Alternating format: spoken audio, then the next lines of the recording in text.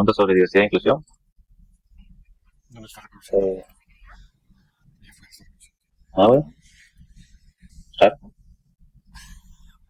Mejor. ¿Quieres? Hay que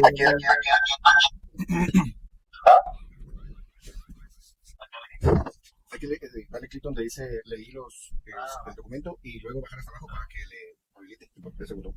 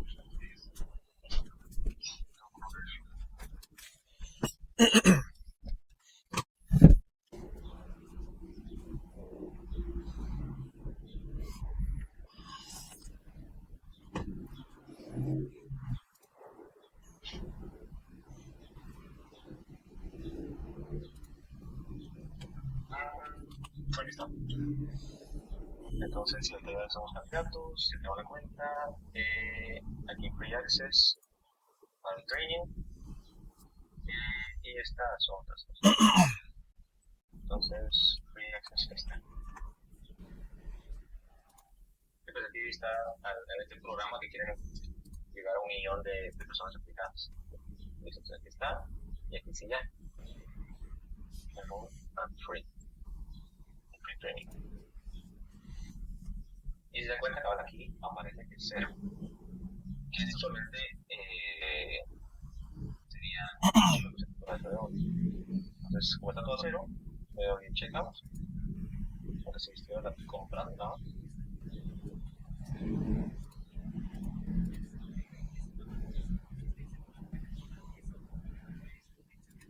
Entonces, aquí.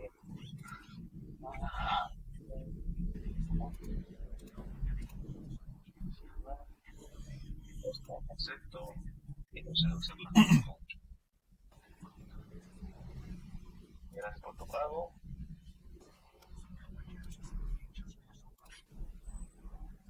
Entonces, tengo que traer mis cursos. Y dentro de 7 días puedo tener el voucher para el examen. Entonces ahí está. Entonces puedo dar aquí a mis cursos. Bueno, esto está ahí. Y ahora sí. Ahora sí me aparece aquí.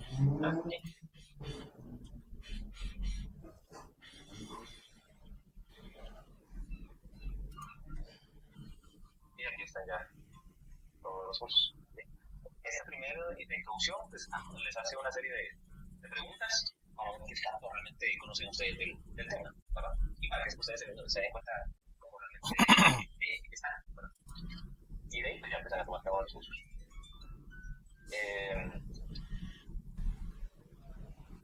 Los cursos, si no estoy mal, todos estos son los cursos o las sesiones. Que al final son cursos tampoco están. Estuvieron bastante, pero son muy grandes. Entonces, si no estoy mal, si pueden cambiar el idioma. Sí, pero en español. Ajá, sí, yo creo que sí se puede. Uno escoge el idioma. Ajá. La recomendación para si van a ir a la Galileo a sacar el examen es de que lo hagan en inglés.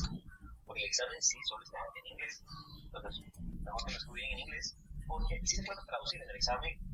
Está la pregunta, una de las preguntas y uno le puede traducir. ¿Okay?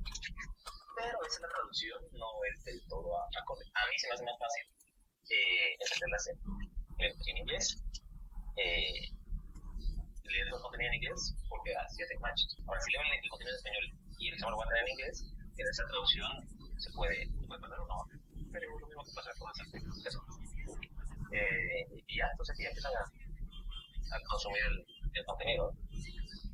Y ya. Entonces aquí está el examen. ¿Sí?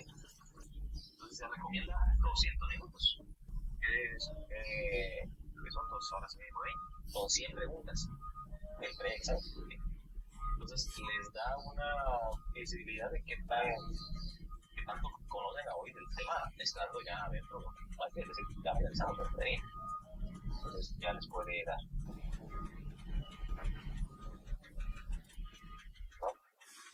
Entonces, por ejemplo, este tipo de preguntas son las que vienen.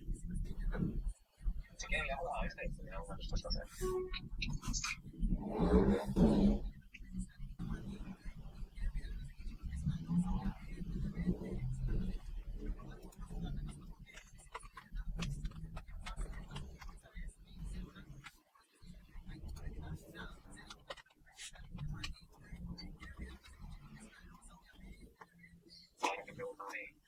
¿Qué respuesta creen que es?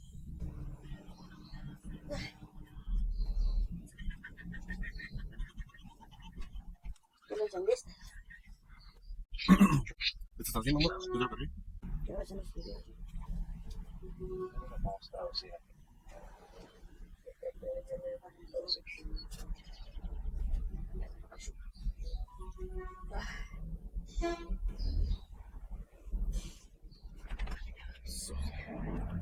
Es un control físico, es un control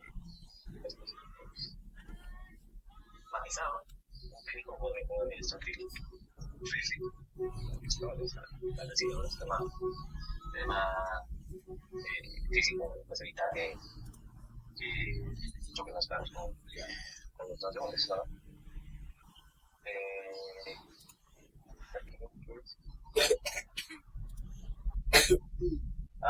Bueno, es nuevo, esto no lo había visto. Se pierde porque dice que no tiene una respuesta. Entonces, estoy 100% seguro que esa es. No, estoy algo dudoso, creía que puede ser otra. Eso está bueno porque mide esas certezas que tiene. Después en otro examen de validad y la explicación. Vamos a ver por favor.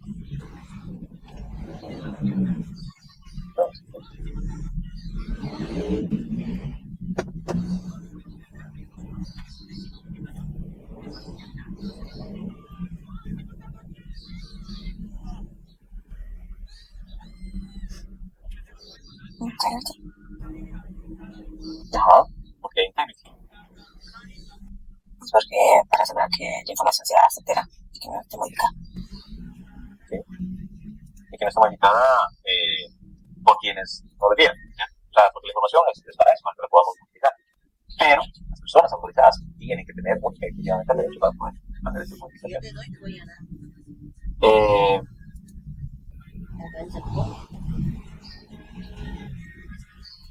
Está.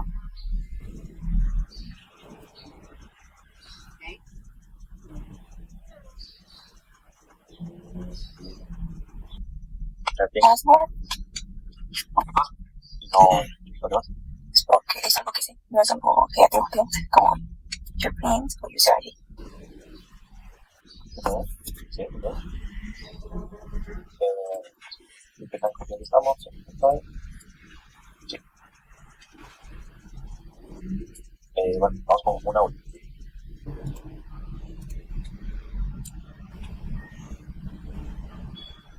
Welcome to ISC2 Learn. This video will show you how to navigate the online learning platform. After logging in, you'll start on the ISC2 Learn homepage. This page is broken up into several sections. The mini navbar, the main navbar, help and live chat, frequently asked questions. Afterface. ¿Sí? ¿Qué me vas? Yo considero que es un user ID. ¿Ok? ¿Alguien más? Una fotografía me parece que no, porque es algo que eres. Aquí, sí, no, sí. por descarte, pues si vemos lo que están consultando, algo que eres, por descarte podemos decir un user ID. No, user ID es una información que yo tengo. ¿Sí? Tengo un ID, posee un ID, entonces está descartada. Una tarjeta de crédito prestada en cajero automático, no está nada que ver. Estamos hablando de autenticación. Bueno, sí, pero es algo que aquí se tiene también, pero no que soy. Una fotografía de tu cara sí representa lo que soy, pero esto al final es algo que yo tengo, no es algo que soy, representa lo que soy. Entonces, también las preguntas pudieran tener un tricky ahí en cómo lo plantean. ¿Sí? Y tu password y tu PIN, el password y el PIN, pues, tampoco es algo que yo sé. ¿Sí? Entonces, por descarte, esta. Pero a mí no me convence del todo porque sigue siendo una fotografía. Entonces, vamos a poner esto a ver qué dice. Entonces, aquí la explicación, sí, una fotografía de tu cara es algo que es tu apariencia. Pero, por ejemplo, esta misma pregunta, esta misma respuesta pudiera estar en combinación, o pudiera haber otra respuesta que era tu fingerprint, ¿sí? tu huella. Entonces, entre esta y la huella, hace más sentido la huella, porque es así, es realmente algo que somos. Y la fotografía, pues sigue siendo un objeto que representa algo que somos. ¿Sí? También las preguntas a veces cuelgan y uno tiene que ir leyendo todas las respuestas para ir descartando, porque a veces hay dos respuestas correctas, pero una es más certera que la otra, ¿verdad? Entonces, pero así es el resto del examen. Yo creo que el examen aquí lo puede uno detener. Y si se den cuenta, pues tampoco lleva un contador de tiempo de estos 200 minutos. Entonces, lo pueden hacer tranquilos y no correr y contestar realmente con conocimiento que sepan, para que se puedan medir de cómo realmente están. Sí, aquí no tiene contador. O sea, dice que te recomienda que lo hagas en 200 minutos, pero y que te tardes al menos 2 minutos por pregunta. Pero no lleva nada, lo pueden hacer aquí. Si lleva un contador. ¿Vale? Sí, y para poder pasar requiere un mínimo del 70% de los conocimientos. Ok. Eso es distinto, entonces, y pues lo puedes detener, ¿no? No. Me parece que cuando comience tiene que tener uno ese tiempo para poder responder, pero más o menos son 45 minutos. Sí, o sea, si lo hacemos 2 minutos por pregunta, ahí sí, pero si se dan cuenta las preguntas tampoco están tan fumadas, no están todo bien. Ajá. Vamos a ver esta otra.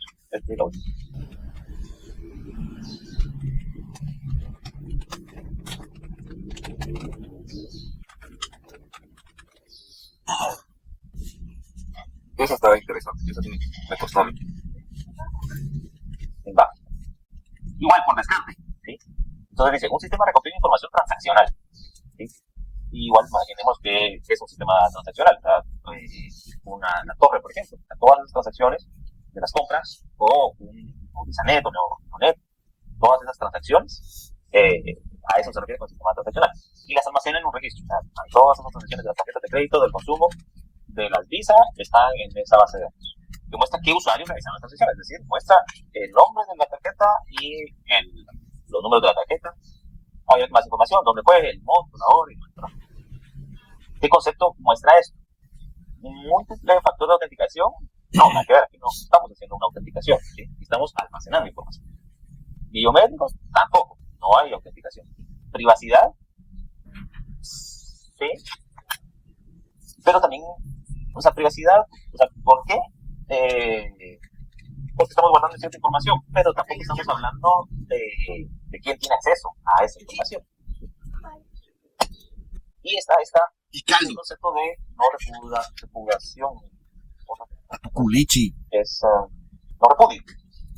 ¿Sí? El no repudio es un concepto donde no podemos negar nuestras acciones. ¿Sí?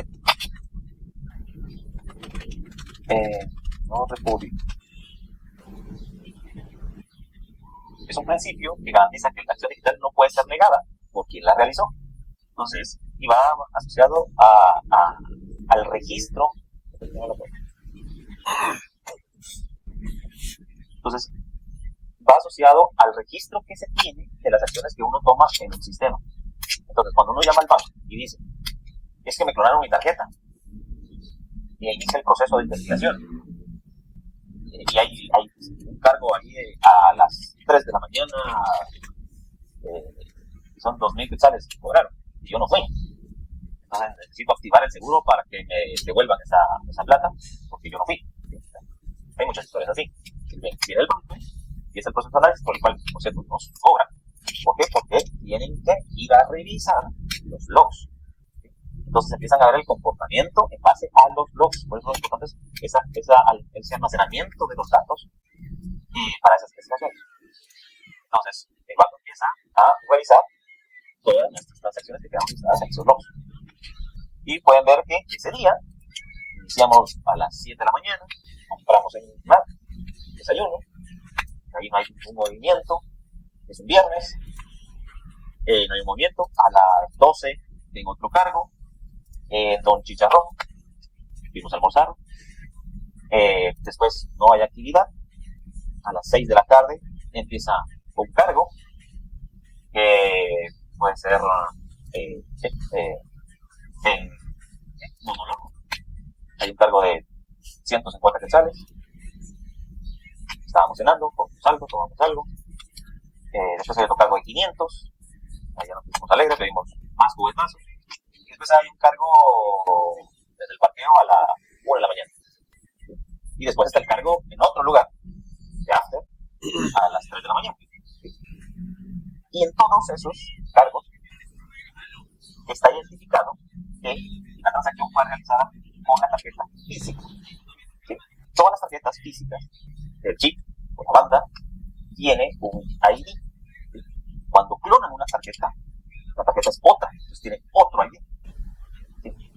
Y si realizan una compra en línea, tiene otro ID, porque no está la tarjeta física. ¿Sí? Entonces, el banco, en ese registro que tiene, sabe que desde las 7 de la mañana que compramos nada y las 3 de la tarde que me hagan el cobro de 5.000 quetzales, todos fueron exactamente con la misma tarjeta. ¿Sí? Y el usuario es el responsable de la tarjeta. Entonces, la respuesta a ese usuario es: usted probablemente fue el que hizo el cobro de eso. ¿Sí? Porque el cobro de eso se realizó con la tarjeta. Y obviamente, analizando el comportamiento del usuario, se puede deducir, garantizar que fue el usuario que hizo ese consumo, se arrepintió a las 4 de la mañana y llamó al banco diciendo que la habían clonado su tarjeta. ¿Sí? Pero es evidente que a través de este almacenamiento de los logs y el concepto de no repudio, se puede comprobar que el usuario no puede negar que esas transacciones son de él.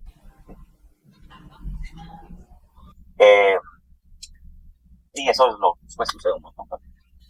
Listo. Entonces, dudas. Si no, bueno, yo creo que ya quedó el tema del examen del curso. Y está chévere para que lo tomen. Entonces vamos con la clase y tenemos también una tarea por hacer.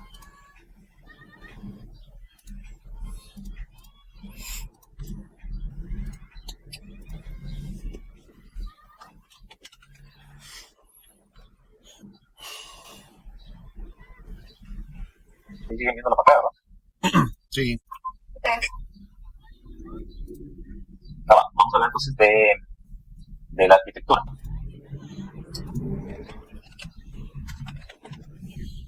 A ver, la arquitectura, la definición de arquitectura en seguridad o de seguridad se refiere a la estructura y diseño de los componentes de seguridad en un sistema de infraestructura de tecnología de la información.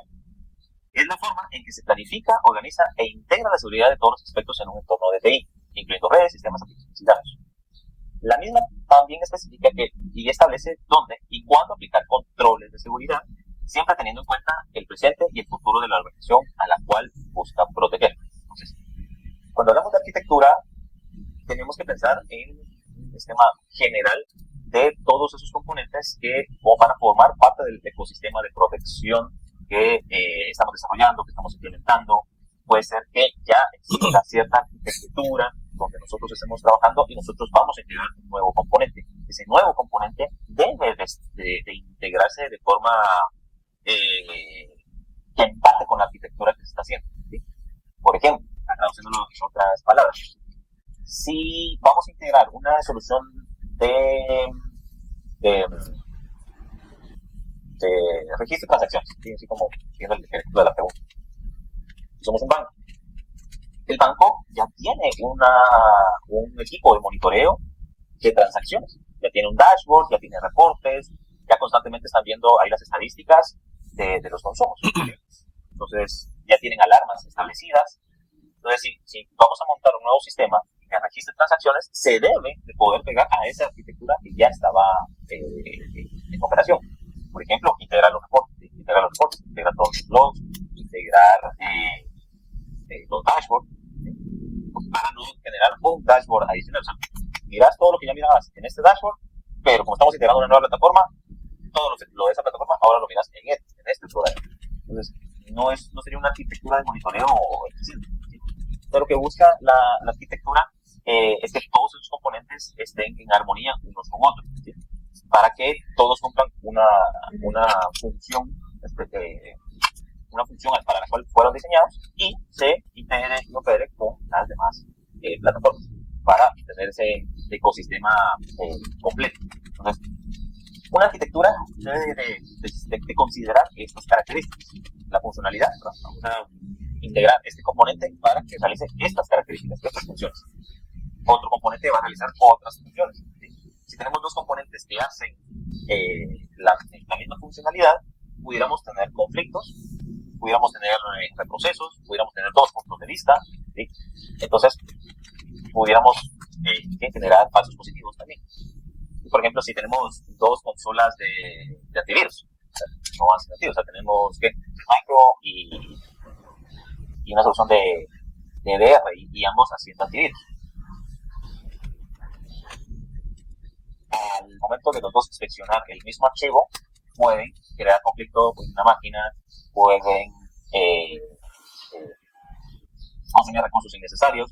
Si analizan un proceso, ¿sí? Un proceso que se está ejecutando al mismo tiempo, pudieran detener el proceso y ese proceso era una carga a la base de datos, entonces crean conflicto. Entonces, cuando hablamos de arquitectura, debemos de diseñar correctamente qué funcionalidades vamos a ir ejecutando con cada uno de los componentes, porque muchos componentes o muchas soluciones pueden hacer múltiples cosas, ¿sí? Pero una solución es mejor para hacer ciertas cosas que otras. Entonces, se dejan soluciones específicas a cada una, funciones específicas a cada una de las soluciones. Vamos a dejar el Trend Micro para antivirus, análisis de antivirus, y vamos a dejar la solución de EDR para la detección y respuesta de ransomware específicamente. Adelante. Gracias. Cuando es una seguridad física, por ejemplo, sí se pudiera poner redundancia. Es decir, por ejemplo, si yo pongo biométrico para poder ingresar, pudiera ponerlo en 2 o 3 puertas, por ejemplo, ese biométrico y poder entrar. Ese punto sí aplica utilizar la misma medida de seguridad en varios accesos. Sí. Ahí sí. Sí. Si lo vemos como, a ver, ¿cómo lo veo yo? Si tuviéramos un edificio, ¿no? El edificio tiene 3 niveles, ¿sí? Y 3 niveles y 3 puertas. Y esas 3 puertas tienen el biométrico, ¿sí? Y detrás de esas 3 puertas, pues está, en la primera puerta está el equipo de finanzas, en la puerta 2 está recursos humanos, en la puerta 3 está IT, ¿sí? Y esa es la empresa. Entonces, yo tengo un biométrico y con ese biométrico, pues bien, puedo entrar a las 3. ¿Sí? El tema de ahí es de que no es que sea redundancia, porque si se vulnera esa credencial, así tipo misión imposible que identifican a uno la huella, y una vez que lo hagan, pueden acceder a los 3. ¿Sí? Pueden acceder a los 3 niveles porque es exactamente la misma. Es en el contexto de que fueran 3 pisos, así como lo que estamos hablando. Bueno, ahora, si lo que estamos tratando de proteger es el algoritmo de TikTok, ya vieron cuánto vale TikTok, o la fórmula de Coca-Cola, todos conocemos Coca-Cola, que está guardada, ¿cómo la guardaría? Bueno, hay un primer nivel de acceso. Si hay un biométrico, y ya, paso ese primer de acceso, y hay otro nivel de acceso, donde me pide un código, me pide retina, y me pide un token, una tarjeta, un token. Entonces es otro nivel. Y ya después hay otro nivel que me pide otras cosas totalmente distintas, o más cosas, ¿verdad? O hay guardia de seguridad que me revisa que no lleve dispositivos, que no lleve celular, que no lleve cámara, no lleve un aparato electrónico conmigo, o sea, me escanean, todo y me escanean. Entonces ahí ya sí son 3 niveles de seguridad, ¿verdad? O haciéndolo más sencillo. Muchas veces está una puerta de seguridad, esa puerta de que no se abre la de enfrente, sino se cierra la de atrás. Esa es para evitar el seguimiento. Alguien entre con nosotros que no tenga credencial. Entonces entra uno por uno y cada uno se autentica. Una vez pasando esa puerta, pues está otro mecanismo. ¿Sí? Entonces, hablando del ejemplo que ponía ahí un compañero, quizás no es redundancia, pero es el mismo, y una vez vulnerado una vez, puede entrar a los 3 niveles, ¿verdad? Y en el otro escenario, tampoco es redundancia, porque redundancia también es si se cae uno, tengo otra forma de poder suplir ese acceso. Entonces, sería protección de múltiples factores. Pero que en el ejemplo del compañero tenemos un factor, y en el ejemplo que mencionábamos teníamos múltiples factores, ¿verdad?, de autenticación. Pero sí, o sea, por ahí va el concepto. Entonces, con características de la arquitectura, la estructura y la organización, ¿verdad? Estamos hablando de los 3 niveles, en cada nivel hay cierta información, o sea, ese tipo de cosas tenemos que identificar para la protección. La estética y la armonía, ¿verdad? No vamos a poner unos mega robots ahí para proteger. Entonces ahí las soluciones también tienen que no entorpecer con la operación. Recordemos que sí, necesitamos proteger la información, pero los usuarios, o sea, la información que estamos tratando de proteger es la información que los usuarios usan en su día a día. Y en su mayoría la usan para generar revenue o ingresos para la empresa. ¿Sí? Entonces, no podemos poner tantas trabas al usuario que van a hacer inoperable a la empresa. Sus ingresos van a bajar, y si no hay ingresos, no hay plata para invertir en seguridad. ¿Sí? Entonces, en esa parte de estética y armonía, ¿cómo podemos hacer las funciones de seguridad para que sean adaptables al usuario, fáciles de usar, que se método de con notificación, que Microsoft Notification, que es sencillo, versus el toque, por ejemplo, que la llavecita, se nos pierde, lo dejamos, o se le acaba la batería, entonces es un poco más complicado. Entonces, ahí cuando hacemos ese diseño, tenemos que ver qué solución es más armónica con la organización. La sostenibilidad, la escalabilidad, ¿verdad? O sea, podemos crecer ahí sin afectar la arquitectura. Flexibilidad y adaptabilidad, esto es muy, muy evidente al COVID. Muchas empresas sufrieron con esta adaptabilidad porque no tenían VPNs para acceso remoto. Entonces muchas sufrieron con esto los primeros días porque tenían que empezar a contratar, necesitaban una licencia, los firewalls ya no tenían capacidad, tenían que gestionar la compra de los firewalls, no había importaciones, entonces sufrieron muchas empresas con esto porque no eran tan flexibles a cambiar el modelo, ¿verdad? Simplicidad, seguridad y estabilidad, eficiencia, interconexión y modularidad, conformidad con estándares, eso es muy importante en el caso de banca y demás. Hay muchos estándares que se deben de cumplir, y diseño centrado al usuario, que era parte de lo que también mencionábamos, hacer la vida sencilla al usuario, porque necesitamos que utilice, acceda a la información, pero de forma controlada. Y en ese diseño de arquitectura vienen los conceptos como defensa en profundidad, que ya lo habíamos hablado al inicio, donde tenemos múltiples capas, ¿sí? Y en la última capa es donde tenemos realmente los datos e información que estamos buscando proteger, ¿sí? Y lo que también mencionábamos de que no basta con una solución de seguridad, porque esa solución de seguridad probablemente opera en 1 o 2 capas de protección. Entonces necesitamos todo un ecosistema, toda una arquitectura para proteger desde cualquier frente a los datos. Pues cuando nos dicen, no, es que yo tengo un firewall, no necesito que me des gas, o que me des gas, o que me des otra solución, que la mía me vendieron un firewall, ya estoy protegido, no es de todo cierto, está parcialmente protegido contra un tipo de ataques que pudieran darse, pero no está del todo protegido, y nunca lo vamos a estar, pero lo que andamos buscando es tener un riesgo menor para que los conflictos activos. Entonces sí lo vemos desde la parte superior del icono. Primero que tenemos son políticas y procedimientos. Es como esa sombrilla donde establecemos en la organización todas esas políticas que se deben de seguir para proteger la información de la organización. Y eso es lo que vamos a trabajar el día de hoy, esta política de seguridad. La seguridad física, pues lo que estábamos hablando. Una vez definidas las políticas, tenemos la seguridad física, control de acceso, garitas. De ahí tenemos la parte del perímetro de la red. Ya segmentamos ahí, ya entró la persona a la oficina, ya pasó seguridad, ya pasó garita, ya le dimos visitante, le dimos un acceso, la tarjeta del visitante y entró. ¿Sí? Entonces ahí tenemos una Wi-Fi, donde él se va a poder conectar, como es un proveedor, se va a poder conectar al Wi-Fi de la oficina, pero va a estar segmentado. Hay un perímetro ahí que divide la red en la que él está conectado y la red donde tenemos nuestros recursos internos. Entonces hay un perímetro ahí. De ahí, esa red tiene acceso a ciertas aplicaciones, cierto tráfico que puede utilizar, cierto ancho de banda que puede consumir. No se puede pegar a cualquier tipo de access point, solo a ciertos access points específicos. Los puertos de la red también están deshabilitados, por ejemplo.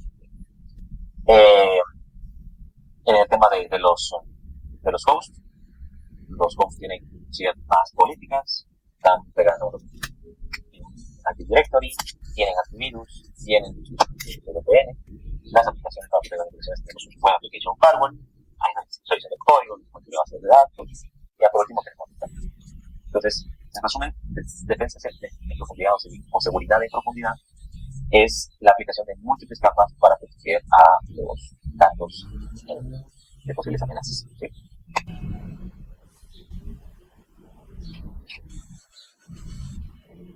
¿Dudas? ¿Un comentario?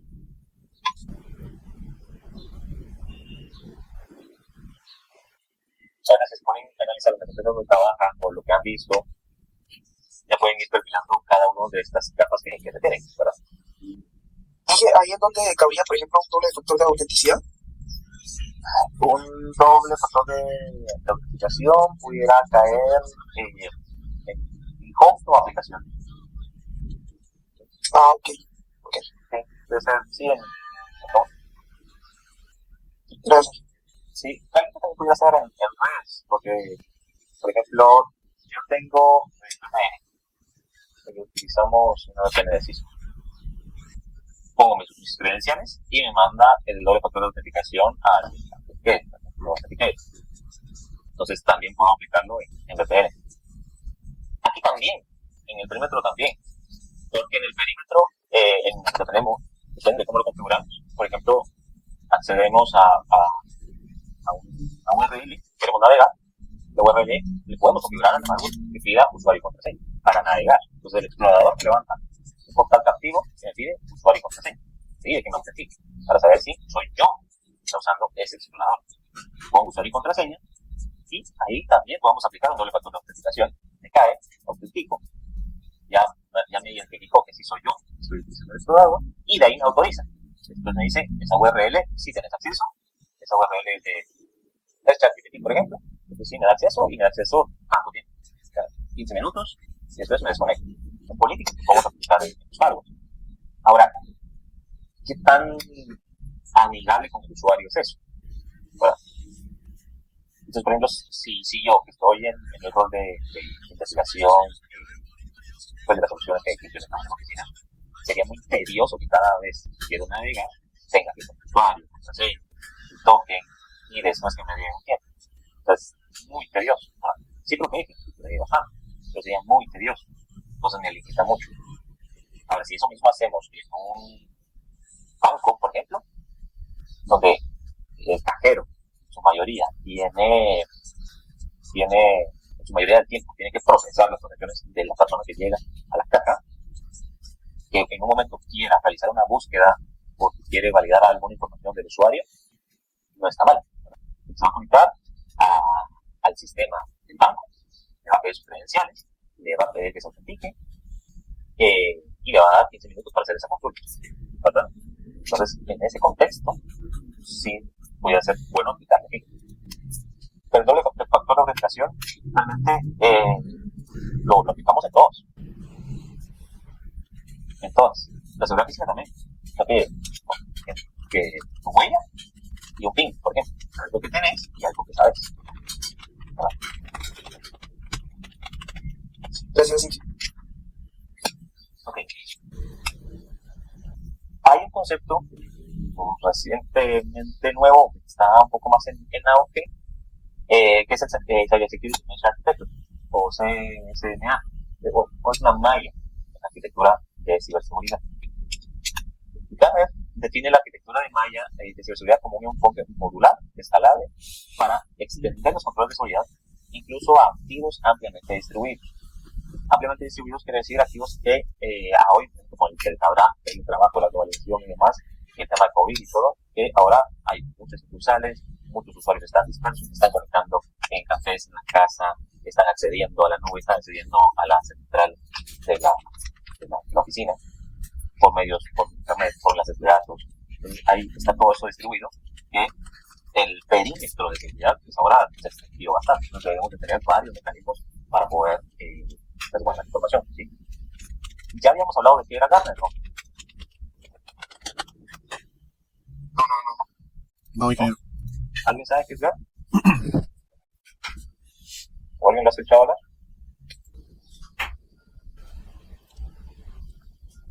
Creo que es una revista que trae las mejores prácticas de la industria y pues, da recomendaciones, ¿no? Con respecto a lo que las grandes empresas hacen. Correcto. No es una revista, sino que es una firma de consultores que hacen investigación en tecnología. ¿Sí? Y está basada en Stanford. Básicamente es una empresa que tiene consultores que empiezan a analizar cómo se comporta el mundo de la tecnología y plantean, ese compañero, mejores formas de hacerlo con nuevos conceptos. ¿Sí?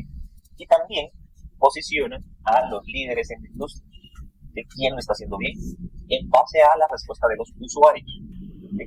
Entonces, Gartner es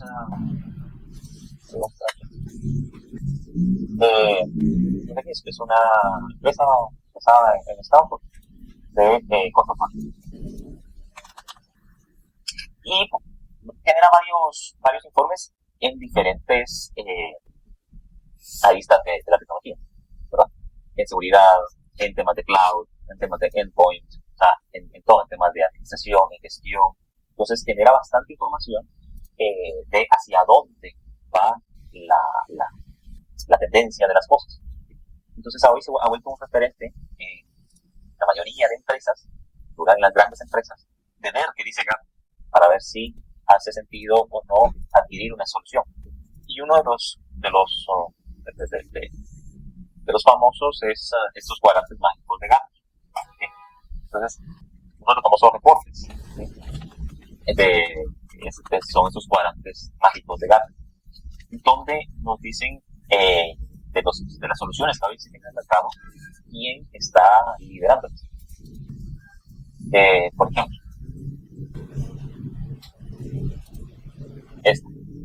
Entonces, en el cuadrante mágico de Gartner, para es igual. Vamos a descargar lo que hay que registrarse, pero eso aquí.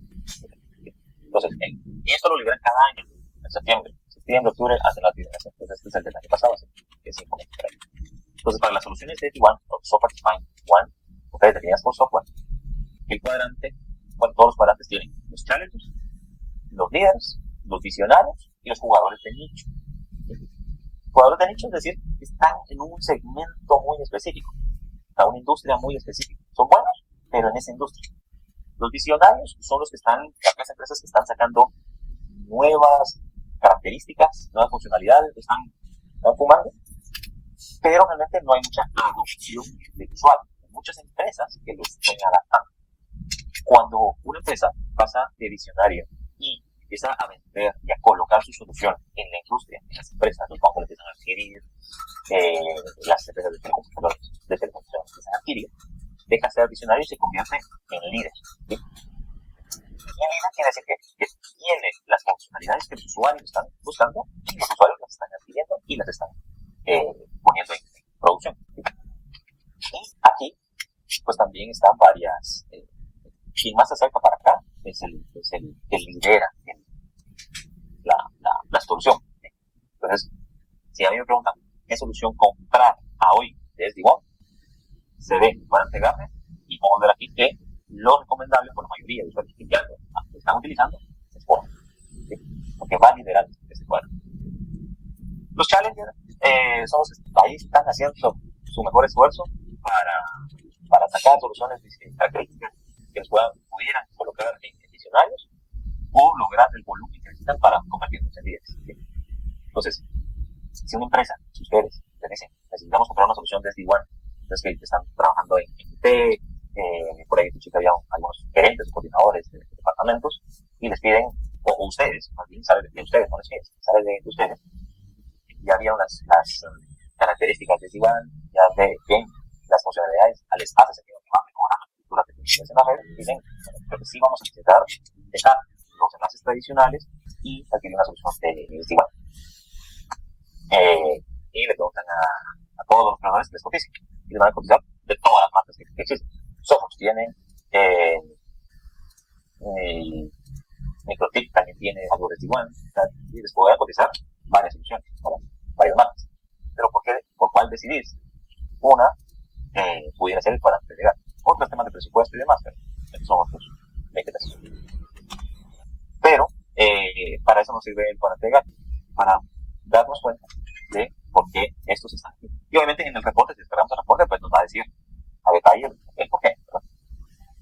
Entonces, por ejemplo, ya están aquí, está Fortinet, Cisco con Vitela, Broadcom, que antes era Alienware, HP, Versa Networks y Palo Alto. Por ejemplo, en el caso de nosotros, digo, trabajamos Fortinet y Versa. Y si vemos este mismo cuadrante 2-3 años atrás, vamos a ver cómo estos se movieron, estos cuadrantes y empezaron a subir. Entonces también no solo es ver el último, sino que es ver cómo venían.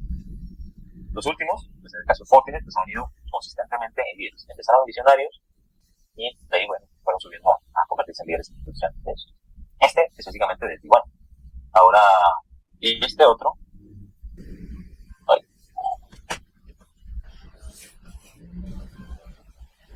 es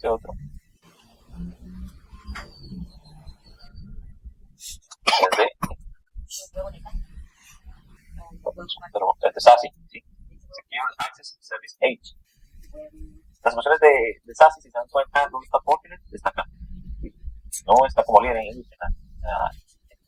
Está Netscope, está con Airbus y Palo Alto. ¿Sí? Cisco tampoco es líder. Cloudflare, este es Forcepoint y HP son muy especializados en ello, muy específicos. ¿Sí? Entonces, tampoco quiere decir que si uno está líder en un cuadrante, va a estar líder en todos los cuadrantes. No, hay cuadrantes de muchas soluciones. Por ejemplo, este otro, de Endpoint Protection.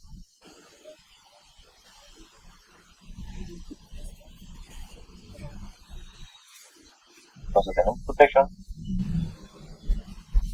¿quiénes están?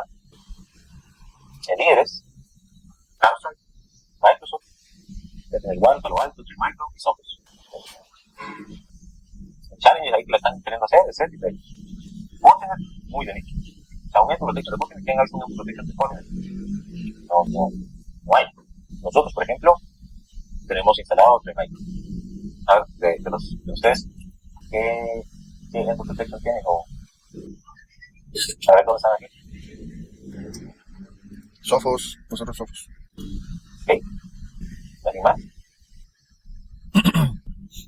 CrowdStrike. Ya se dan cuenta, esas decisiones de adquirir esas marcas no son a la ligera, muchas veces por precio, sino que van asociadas a realmente que son soluciones muy buenas y los usuarios que las están usando dicen que es muy buena. Y obviamente ganan que es la parte de consumo. Y así nos podemos ir con varios cuadrantes de gata, ¿verdad? Por ejemplo, este otro más asociado a notificaciones. Ya tengo. Es Activity Management. Si se dan cuenta, es otros proveedores que está enfocado a la gestión de datos. el era es pues Google Cloud, Capitol. ¿Sí? Pero entre todas estas, los que desarrollan, conocen alguno de estas soluciones que están en desarrollo. Yo les cuento, ¿no? Entonces, en resumen, retornando, Garrett, que es esta empresa, que hace esas consultorías y propone nuevas tendencias, especifica esa malla de seguridad. Esa malla, porque lo que se dieron cuenta en esas investigaciones es de que las soluciones funcionaban como satélites. Estaba el endpoint, que era Trimico por allá, estaba el firewall, por allá, Pues la hora de la estaba cosa, el WAF, el browser. es que me dijo, Entonces, cada vos haceme el solución, favor, cada solución contactelos. estaba de forma desagregada, satelital. Entonces, lo que propone Gartner es una malla, es decir, que todos se puedan integrar, todos hablarse con todos para transferir esa información y poder protegerla. Eso es lo que propone. Su flexibilidad es Nacional, pero no hace falta la ficha. cada vez más consistentes con No, ya la tengo, pero bueno, Claro. La Security Mesh permite un ecosistema de seguridad más adaptable, flexible, resiliente. En lugar de que cada herramienta de seguridad funcione de manera aislada, que funcionan esos satélites, ¿verdad? Cada quien por su lado.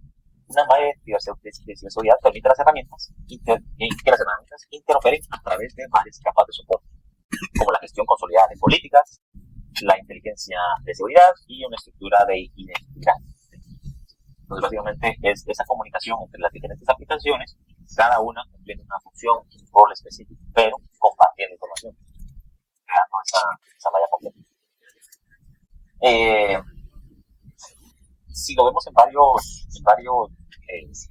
aristas, por ejemplo, en integración a herramientas, APIs y estándares abiertos. Las herramientas de seguridad se integran mediante APIs RESTful, por ejemplo, webhooks y otros estándares como OpenTXL para el intercambio de información de amenazas. ¿Qué quiere decir esto? Que tenemos la consola por allá de antivirus y tenemos el firewall por otro lado. Podemos dar información del firewall. El firewall vio al antivirus a través de una conexión de API entre ellos para poder transferir información. Y el endpoint, como vimos, pudiera ser CrowdStrike, otro en Microsoft, como mencionaron ustedes, ¿verdad? Porque así lo decía Gartner, y que ya tienen unas opciones, o sea, no adquirimos cosas, porque Fortinet no está ahí, se pidió CrowdStrike. Pero por otro lado tenemos el firewall, que es Gartner, está un Checkpoint, Palo o Fortinet, y adquirimos eso. Son dos marcas distintas, pero lo que propone Security Mesh es esa interoperabilidad a través de estándares abiertos para poder comunicarnos entre ellos. Brokers de eventos, plataformas de orquestación como SOA. SOA significa Security Orchestration, Automation and Response, que centralizan los eventos de seguridad y automatizan los flujos de trabajo entre herramientas. Un SOA, una solución de SOA, nos permite que el antivirus envíe ciertos logs, el firewall envíe ciertos logs al SOA, el SOA los pueda interpretar y decir aquí hay un tráfico anómalo, pero no solo esa visibilidad de decir hay un tráfico anómalo, sino que tomar respuesta de forma automática, automatizando los flujos de trabajo. ¿Qué significan los flujos de trabajo? Es aplicar políticas en el SOA y en el endpoint para mitigar esa vulnerabilidad. Por ejemplo, ve cierto tráfico, lo analiza y genera una política que bloquea todo el tráfico entrante proveniente de esta en este puerto. O sea, genera la política y la instala en el firewall automáticamente. Y en el endpoint genera también una política donde mete todos los archivos con este patrón o los elimina, o pone cuarentena, o ya no permite abrir temporalmente todos estos archivos porque detectaron que pudieran estar infectados en lo que termina el proceso de desinfección. Entonces, son acciones que ejecutan de forma automática. Eso lo hace SOA.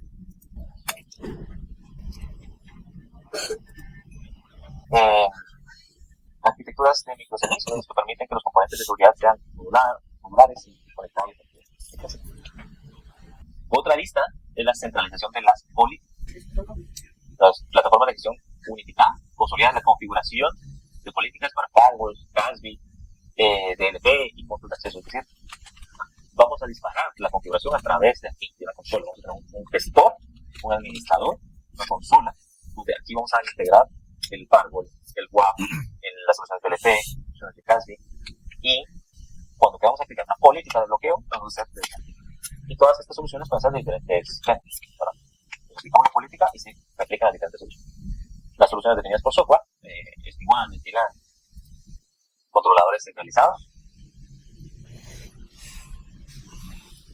enfoque modular y escalar, contenedores, los Docker, los Kubernetes de AWS, arquitecturas basadas en la nube, como el Security Hub de AWS, y temas de infraestructura como código, ¿verdad? Toda la automatización de implementaciones de nuevos componentes. Entonces, por ejemplo, si detectamos que hay cierto tráfico que queremos inspeccionar, pues, la solución detecta que el tráfico viene algo raro, ¿sí? Entonces puede disparar la creación de cierta infraestructura. El desarrollo creó esa infraestructura y esa habilitó en AWS un sandbox, ¿sí? Temporal, y lo habilitó para desviamos todo el tráfico ahí, lo abrimos en esa nueva arquitectura que se desplegó, inspeccionamos y ya cuando esté limpio lo regresamos. ¿Verdad? Esas son funciones que se pueden generar. Una vez que lo analizamos, pues podemos borrar la infraestructura, entonces se puede ir el gasto en AWS, pues sí, fue lapso de tiempo, ¿verdad? Pero no es esa infraestructura que tenemos que voy a hacer ahora. Ofrecimiento de servicios gestionados, acceso control, remoto seguro, consulta de unidad, módulos de seguridad en la nube, orquestación en la nube. Entonces, son varias aristas que se pueden ir integrando a ese único ecosistema. ¿Sí? Hablando específicamente, Fortinet tiene su mesh que se llama Security Fabric. Si leen la literatura de Fortinet sobre lo que menciona Gartner del mesh, Fortinet dice, pues, sí, Gartner lo sacó porque nosotros ya lo veníamos haciendo durante años. Nosotros Fortinet, ¿sí? Ya habíamos empezado a hacer ese ecosistema. Entonces nosotros, nuestro sistema operativo, sí ya integra todas nuestras soluciones en una sola malla, pero también tenemos sistemas abiertos para interoperar con otras soluciones. Entonces, lo que plantea es una capa de administración, de operaciones, ¿sí? Segmentada en soluciones de red, soluciones de seguridad, soluciones para Eco Protection, el tema del multi-web Threat Intelligence para todo el análisis de esas vulnerabilidades, seguridad de aplicación y seguridad en la red con Spark, soluciones, todos esos.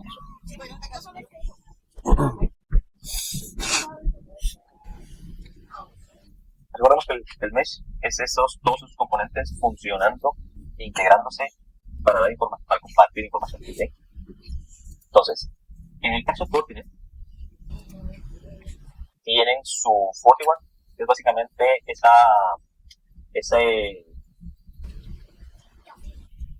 es un centro de recopilación de datos y análisis de esos datos, donde ya analizan pues prácticamente todas las vulnerabilidades que existen, los nuevos patrones, todo lo que pueda surgir de nuevo, ¿verdad?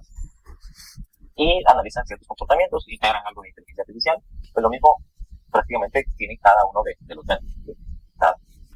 Cisco también tiene su solución de esos motores de seguridad, donde andan identificando todo el tema de vulnerabilidades que existen, las van catalogando, todas las categorías de las URLs, todo lo que se va encontrando en la red para analizar si es tráfico legítimo o si es un patrón de componente de un malware. Todo eso pues lo generan estos laboratorios, ¿verdad? Entonces, pero siguiendo hablando con Fortinet, pues le llamamos FortiOne. Y ahora pues están integrando las diferentes soluciones de inteligencia para esa red. Otro componente, como mencionábamos, la parte de redes. Aquí soluciones de SD-WAN, soluciones de firewall. El concepto de ZTNA. Si buscamos ZTNA, Fortinet no es líder de ZTNA. Ahí esto pudiera ser un proveedor de ZTNA, está líder de la solución. Y ZTNA es básicamente Zero Trust Network, es un acceso de confianza cero, donde valida constantemente quién es el usuario para darle acceso a las aplicaciones. Nos conecta de forma segura las aplicaciones alojadas en cualquier lugar, con los usuarios que trabajan desde cualquier lugar, y ofrece una seguridad de clase empresarial sin problemas en todas las aplicaciones de los usuarios, ajustándose automáticamente a los riesgos percibidos sobre la política granular consistente del contexto. ¿Qué quiere decir? Si el usuario se quiere conectar a descargar un archivo, por ejemplo, valida quién es el usuario, dónde está el usuario, si usualmente accede a ese archivo, a qué hora está queriendo acceder a este archivo, cuándo fue la última vez que utilizó este archivo, qué fue lo que se modificó en el archivo por el último usuario o si fue el usuario. Entonces, analiza todo ese contexto para dar acceso. No basta con que yo tenga usuario y contraseña, no le factura la aplicación y ya con eso me conecté al archivo, ¿verdad? ZTNA lo que valida es ese contexto y no da pues se llama confianza cero, no da el permiso hasta que valide todo. Si valida y detecta que la última conexión del usuario fue en Guatemala y 2 horas después, desde China, un IP desde China quiere acceder a ese mismo archivo, ahí simplemente detecta que no es posible, que tan lejos el usuario puede haberse tratado y en un horario distinto, que tuvo también varios intentos de logueo erróneos antes de ser uno exitoso. Entonces analiza todos los comportamientos para desligar el acceso. Puede ser que el usuario sí haya viajado a China. Esto es como discrimina un usuario legítimo y no. Va a ser ese contexto. Entonces, el usuario usó 15 días o 15 horas después o 20 horas después, accede o intenta acceder desde China. Usuario y contraseña, no la primera vez, no hay varios intentos, valida ese tiempo entre Guatemala y China, si es posible. Cataloga esas IPs de China si no están reportadas como malware, analiza el archivo, ¿sí? Es un archivo que usualmente el usuario consulta todos los días. Entonces, en base a ese comportamiento, le da el acceso. Seguridad de las aplicaciones. Para toda la gestión NOC y un SOC. Aseguremos NOC a las redes, el SOC para seguridad. Y el ecosistema abierto para extender e integrar a diversas soluciones. Pues aquí habla de socios específicos de Fabric Ready, que es solución de ellos, pero volviendo al ecosistema de Mesh, poder interconectar diferentes soluciones indistintamente en la red, ¿verdad? Para que todos se hablen y que los nos pueden interpretar otra solución para tomar otro tipo de decisiones. ¿Sí? ¿Dudas? ¿Algún comentario? ¿Ya hayan escuchado el tema? ¿Les hace sentido?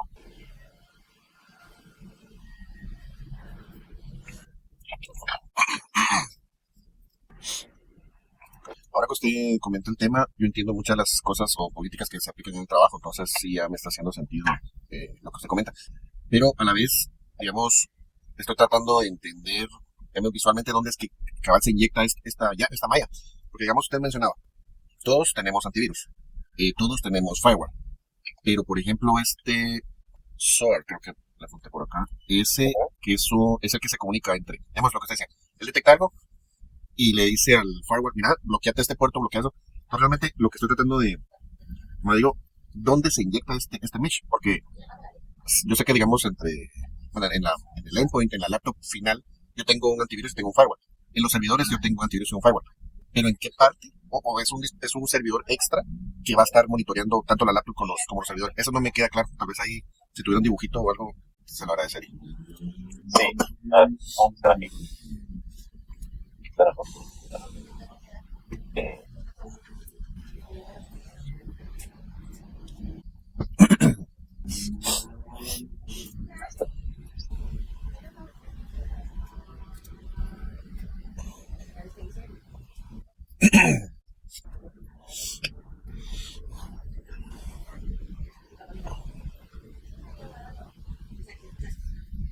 Supongamos que este es un endpoint, este es un server, este es un firewall, este es un WAF, ¿sí?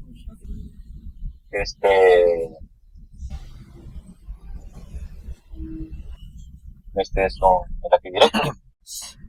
¿Sí? Sí, estos son y algunos otros componentes que tenemos en la red, ¿verdad? Y por aquí tenemos una solución de 100.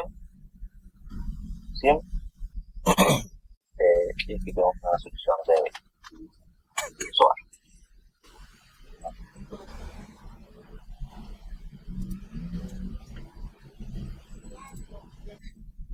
Cuando hablamos de ese mesh,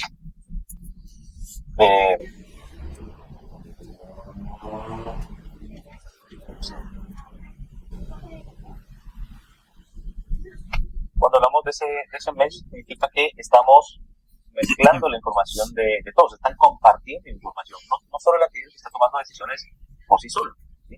Sino que está compartiendo información y le está llegando a la información de otros componentes, ¿sí? Entonces, pudiéramos tener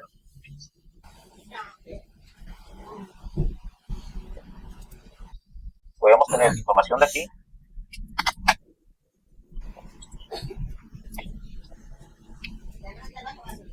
Pudiéramos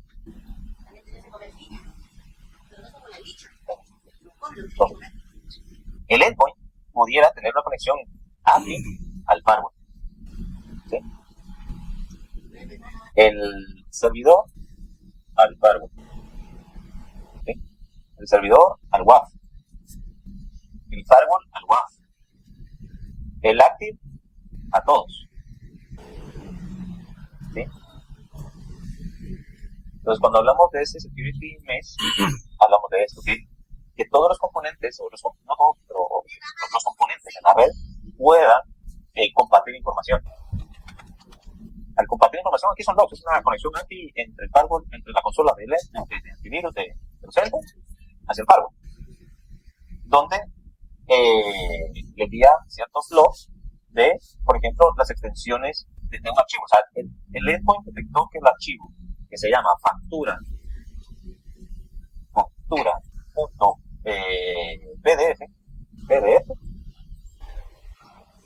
viene infectado, ¿sí? Cuando el tráfico llegó desde la nube, llegó ese correo al firewall, el firewall no lo detectó por X o Y razón, ¿sí? El archivo vino y llegó al endpoint,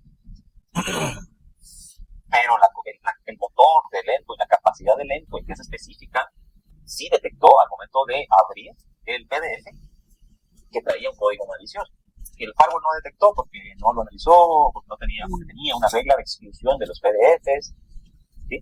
Pero este PDF en particular sí trae código malicioso. Entonces el endpoint le puede mandar el log al firewall, porque el firewall pueda tomar la decisión de entonces bloquear los archivos o el tráfico que traiga archivo factura.pdf, ¿sí? Entonces puede mandar los logs para acá. Ahora, la toma de decisión la podemos hacer con estas herramientas. Entonces, la información se comparte entre todos, pero dependiendo de la arquitectura lo podemos centralizar, ¿sí? Vamos a decir, a ver, sí la vamos a compartir, pero no se la vamos a mandar al parque, la vamos a mandar al 100. Entonces, todos comparten al 100. El 100 le comparte al SOA, ¿sí? Y el SOA es el que toma acción. Entonces, todos estos componentes generan logs, ¿verdad? Los logs, por eso es importante que siempre que configuremos una solución, activemos los logs, porque es esa trazabilidad que tenemos. Todos esos logs se envían a una herramienta, un servidor que tiene una aplicación que es SIEM. Esos logs se pueden correlacionar. Si no tenemos un SIEM y tenemos un log server, ¿sí? Guardamos todos los logs, vamos a ver los 100 logs del endpoint, los 100 logs del firewall, y los pudiéramos trabajar de forma independiente, ¿sí? En el endpoint dice tal cosa, entonces hay que bloquear tal cosa. En el firewall dice tal cosa, hay que bloquear tal cosa. pero lo podemos tomar de forma independiente. Una solución de 100 lo que hace es correlacionar el evento y un evento del firewall, por ejemplo, y los correlaciona. Correlacionar significa les haya el sentido de por qué ese evento se generó tanto en el firewall como en el endpoint. Los correlaciones, ¿qué sentido tiene? El endpoint me envió un blog de esto y el firewall me envió un blog de esto otro a uno después del otro. Hablan de un archivo, de un tipo de extensión, de cierto protocolo, de ciertos puertos, de ciertas IPs. Entonces los correlacionan. Al correlacionarlos ya da una postura, es decir, una respuesta. Aquí está el usuario y aquí está el nombre, o el del software. Aquí se la da al software. Un cable en un cacho. Entonces ahí le levanto a la manera de tener 100 logs, digamos, 100 logs del otro. Aquí le hace un evento correlacionado. Entonces el equipo del SOC, ingeniero del SOC, ve esa alarma y dice, la interpreta, el endpoint está diciendo esto, el firewall está diciendo, el CIEM me dijo que aquí hay un posible ransomware que está tratando de entrar a través de esa postura.pdf. Se da una postura de lo que analizó de los dos componentes, de los logs de ambos componentes, para que el ingeniero del SOC tome una acción. Esa acción puede ser conectarse al firewall vía GUI o CLI y aplicar la política, ¿sí? Que bloquea el tráfico proveniente, o bloquea todos los usuarios factura.pdf, o bloquea el puerto tal, o aísla lo que el ingeniero del SOC decide, ¿sí? Ahora, esta respuesta requiere de que un ingeniero de un SOC tome esta correlación que hizo el CIEM, la interprete y tome una acción, ¿cierto?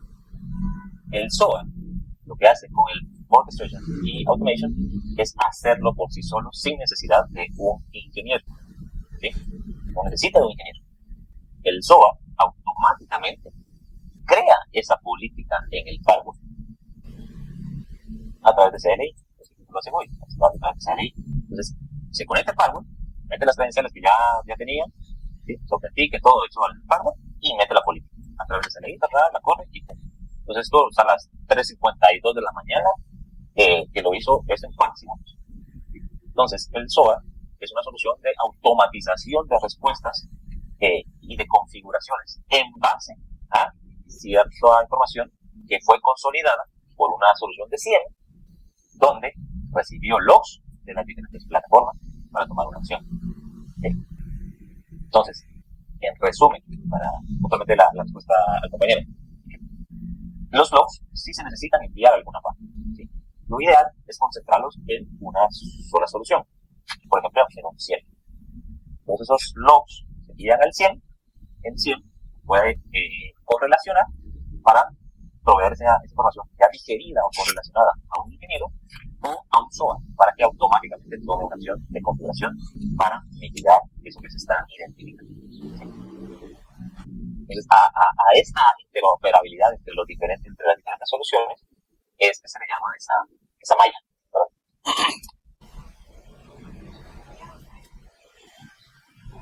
Muchas gracias, ingeniero. Me queda más claro. Sí, le agradezco. Ok.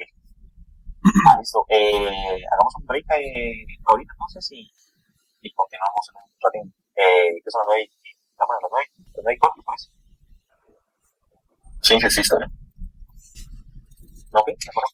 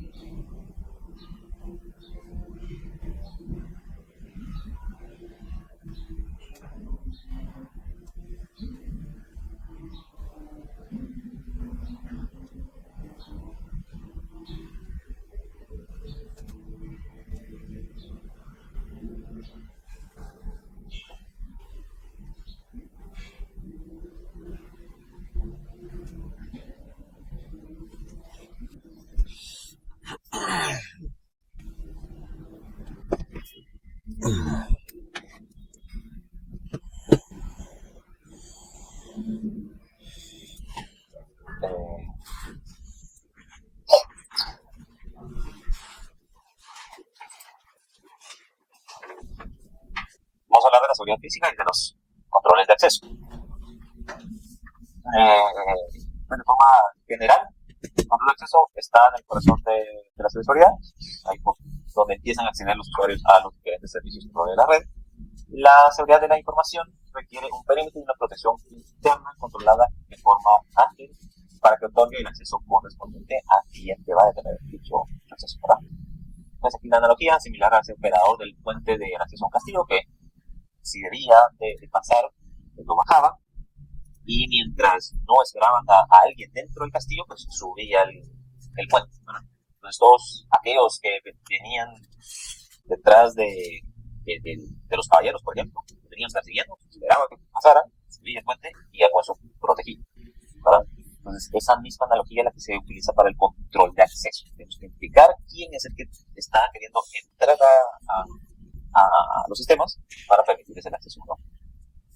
Y tenemos varios componentes. El objeto, que es al final al recurso que se quiere acceder, y el sujeto, que es el usuario, quien es el que desea que se le conceda dicho acceso. ¿Sí? Tenemos varios tipos de controles y su propósito. Los preventivos, es para ir reduciendo todo ese riesgo, es previo a que suceda algo. De detección es de identificación de violaciones e incidentes. Detectamos que estás usando la credencial de alguien más para entrar a la puerta del nivel 1 de empleados. Correctivos, mejora de los controles existentes. Entonces, como ya todos están usando la credencial, se comparten las credenciales, entonces vamos a quitar credenciales y vamos a poner biométricos de huella. ¿Sí? ¿Por qué? Porque vimos que ese control, todos se lo están pasando, todos se pasan su tarjeta de acceso y realmente no queda, la información de los sistemas no es íntegra, porque las cámaras evidentemente muestran que es César Aroche, pero el registro de la tarjeta de acceso indica que es Juan Pérez. Entonces no hay integridad en los datos. Y eso es porque ese control no está siendo eficiente. Entonces, damos las tarjetas de acceso y implementamos controles dactilares de acceso artificial. El usuario pues, va a poder entrar y extraiga su desk. Disuasivos es para evitar, ¿verdad? Hay ciertos controles para evitar ahí ciertas violaciones. Y de recuperación es cuando algo sucedió, pues toca restaurar. Ahora, hay ciertas categorías de estos controles. Hay controles que son administrativos, otros que son lógicos o técnicos y otros que son físicos. ¿Sí? Porque hemos estado hablando de los biométricos y más, son controles físicos, igual que las tarjetas de acceso, los credenciales, los mandados, los guardias, la malla, perimetral, o sea, todos son tipos de controles. Sí están dentro de la seguridad de la información, pero como controles físicos. De ahí, pues también hemos estado hablando de parte de los controles administrativos, con el tema de las políticas. Todas las políticas, procedimientos, que es más tema de policías para la administrativa, temas de concentración, capacitación, usuarios, separación de función, de anotación, vacaciones mandatorias, horarios, son controles que se aplican para entonces, por ejemplo, todos vieron el accidente en Washington de un avión de American Airlines con un helicóptero, ¿cierto? Que se estrellaron. Sí. Entonces ahí, si analizamos el escenario, falló un control administrativo. Todavía no hay una respuesta oficial de lo que sucedió, está en investigación, pero por ahí indica CNN y New York Post que al parecer un controlador estaba gestionando el tráfico local de aviones y de helicópteros, cosa inusual, cosa que deberían hacer dos personas. ¿Sí? Entonces, en seguridad, eso pudo haber sido un control administrativo, donde solo se tenía que haber tenido las personas adecuadas, o la cantidad de personas, para ese turno, ¿verdad? Para poder operar. Entonces, ese control es un control administrativo del personal que se tuvo que tener. Otro control asociado al sistema de los aviones y demás son las horas de vuelo. Un piloto que ya voló de Estados Unidos, Nueva York, a Londres, por ejemplo, ya no puede volver a volar en los siguientes 2-3 días. No sé exactamente cuánto es el tiempo, pero lo que voy es de que hay un control, es administrativo, que identifica que ese usuario, ese piloto, ya tuvo un vuelo de 15 horas, por lo cual tiene que descansar sí o sí 24 horas o 36, no sé cuánto por ciento, pero es un control administrativo asociado a como pues, estamos aquí, personal, supervisión de los empleados, estas vacaciones mandatorias, lo implique con este tema del descanso, hacer horas de descanso mandatorias, para evitar que suceda algún riesgo de seguridad. En el caso de los aviones, pues no sucedió. En el caso de seguridad de la información, es que, por ejemplo, una persona en nota esté con turnos excesivos, súper cansado, que al final se le pase que había un ransomware ejecutándose y se quedó medio dormido en el turno, ¿verdad? O sea, esos son controles administrativos. Los controles lógicos, técnicos, ahí sí hablamos de la infraestructura, de las redes, de los servidores, de las soluciones que hemos estado viendo, para aplicar esas medidas de protección, ¿verdad? Entonces tenemos el control lógico, donde tenemos políticas en el parque. Tenemos el control lógico de la administración de las contraseñas, de intrusors, firewall, IPS, IDS, y lo que es. Entonces, y de estas hay muchas preguntas. Bueno, creo que vimos unas preguntas en el examen, ¿verdad? ¿Qué tipo de control se cataloga pues hablamos, el chavo que estaba viendo, lo copiaron ahí, es un control físico. Entonces, al final solo tenemos estos 3 tipos de control. Entonces, es importante que lo sepamos catalogar, ¿sí? Para que estamos haciendo en cada una de estas categorías. Ahora, hablando específicamente con el sistema de control de acceso, ¿sí? En control de acceso tenemos el tema de autenticación. Autenticación es el proceso que consiste en la identificación del usuario y su autenticación. Quiere decir, la identificación es el usuario presenta una identidad con su nombre, con el usuario, y la autenticación es el proceso de corroborar o verificar la identidad de ese usuario, ¿sí?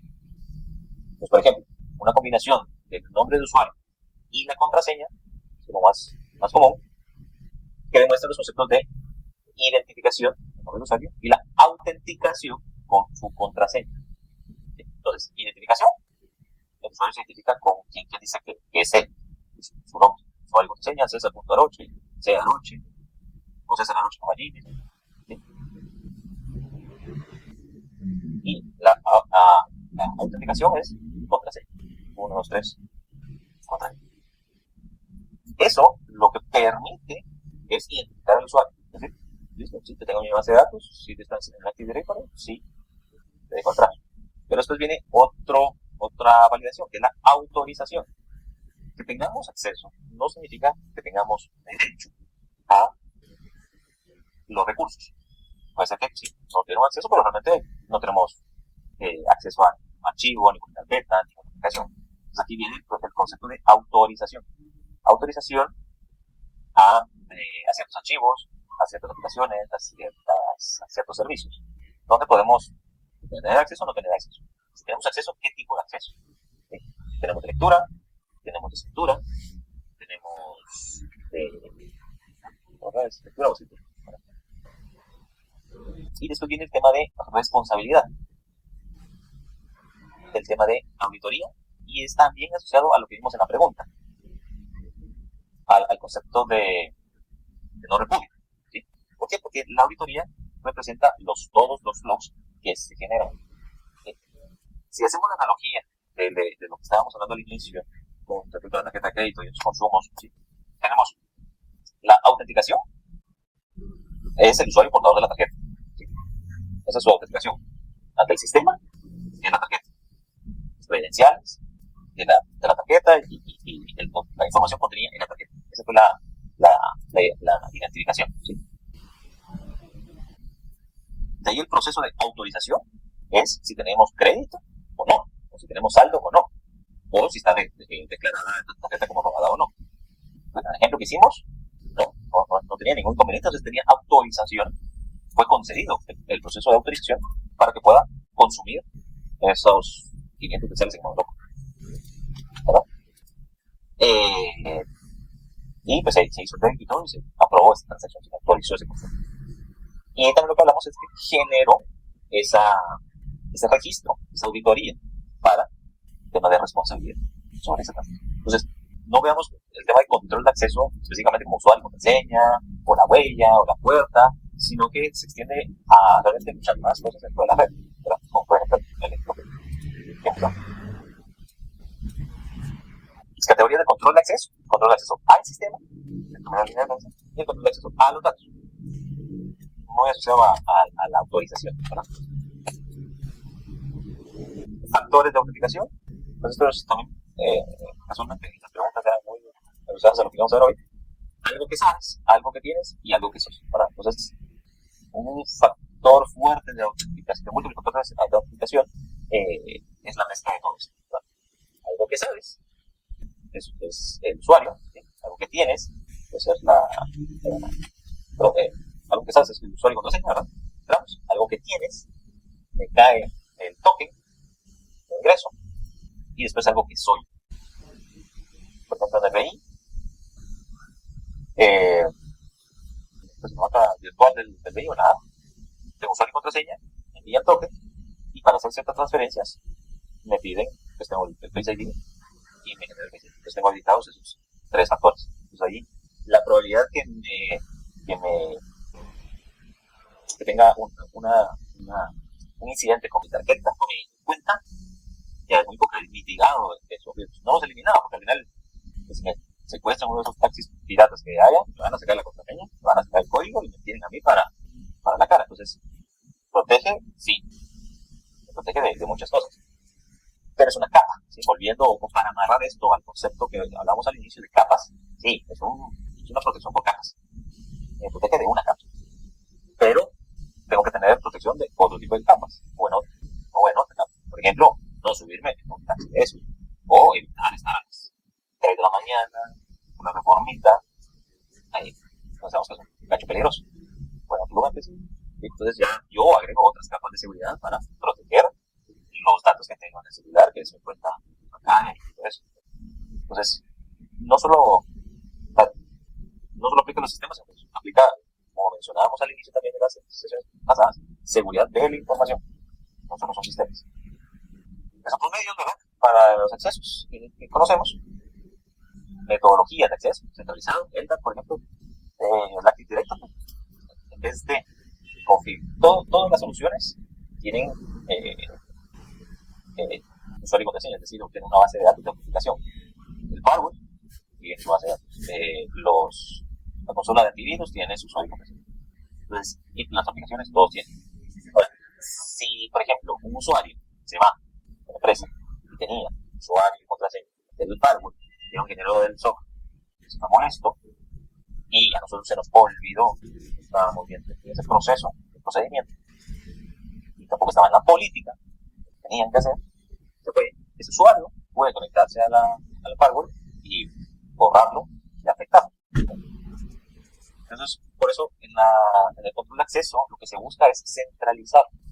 En vez de tener 10 consolas, 10 bases de datos de usuarios y contraseñas, mejor lo centralizamos en el Active Directory. Entonces, por política, toda infraestructura que se levante en la organización debe estar asociada al Active Directory para la autenticación de usuarios a través de LDAP. Entonces, así, cuando un usuario se va, solo se elimina el Active Directory y por ende se eliminan sus accesos de todas las demás plataformas. Pero después garantizamos que el usuario ya no va a tener acceso.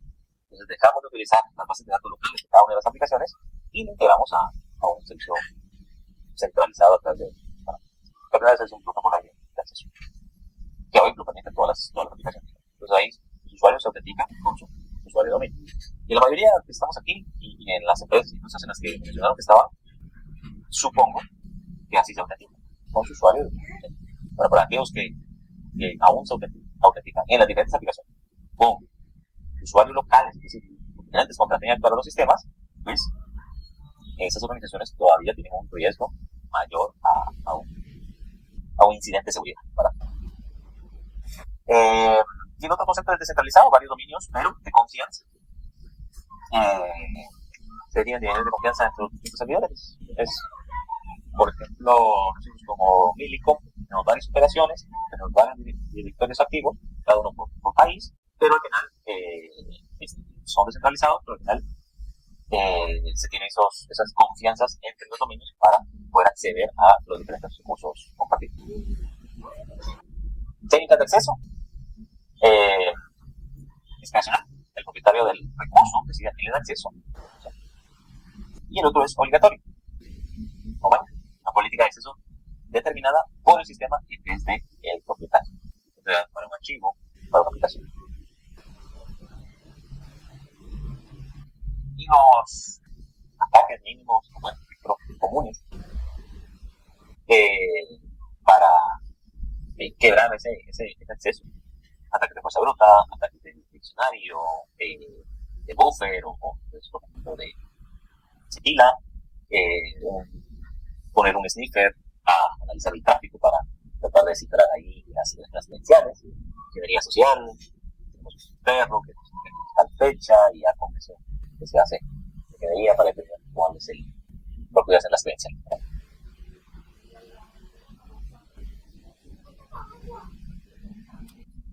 La seguridad física, pues ya saliendo del control de acceso, la seguridad física,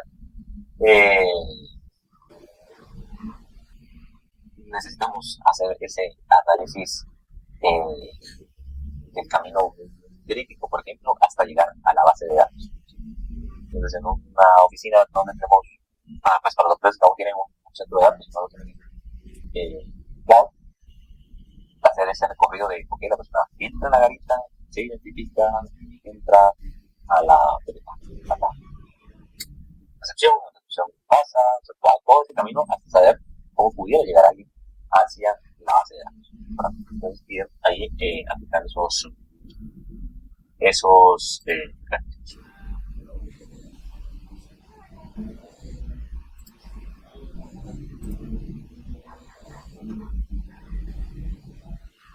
La seguridad física, la selección de la ubicación, la necesidad de la ubicación, la elección del sitio, es más como para un centro de datos, donde lo vamos a ubicar, si la empresa está queriendo construir algo, digamos, de alguna manera con este conocimiento y hacer ciertas recomendaciones, ¿verdad?